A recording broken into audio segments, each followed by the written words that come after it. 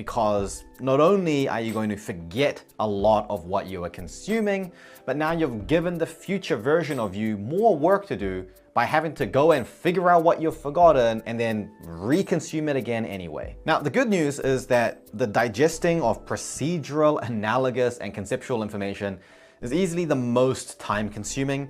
The E and the R of PACER are much faster and easier to deal with. I'll talk about E and R together because they're both very similar to each other. But pay close attention because the two are actually so similar to each other that most people never distinguish between the two. And that can lead directly to hours of wasted time per week. The E in PACER stands for evidence. Evidence type information is the information that helps make conceptual information more concrete. They're often very detailed, sometimes very technical pieces of information, but they're useful because we can use these facts or statistics or cases as examples to prove a conceptual point. For example, we could understand conceptually how World War I started, but we also need to know the evidence information of date certain specific events occurred between which specific people at which specific location to make that concept more concrete. And the key process for evidence type information is to store and rehearse.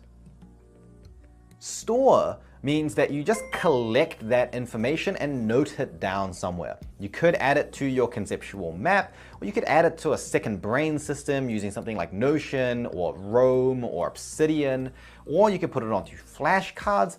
You could even just write them down on a document somewhere with all the other things that you are storing. This should happen as soon as you identify it. So as you are consuming the information and you identify that this piece of information is an evidence type, we go ahead and straight away store it.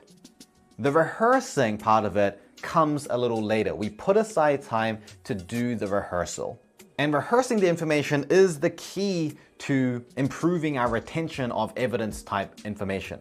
Rehearsing means that we think about how we will need to use this piece of information. How are we going to apply it? What type of conceptual information is this an example of? We then challenge ourselves by using and applying that information in the way that we will need to use it. This means solving problems or writing detailed answers to questions or creating explanations, teaching it to other people, or maybe writing essays that use that piece of evidence as a supporting example for a wider concept. And so while we store the information while we consume it, the rehearsing happens later, maybe at the end of the day or at the end of the week. But do not waste time while you are consuming trying to just memorize and read and reread and writing copious notes on that piece of information. Otherwise, you are not going to have enough time for the P, A, and C, the first three types of information, which is what forms the foundation of knowledge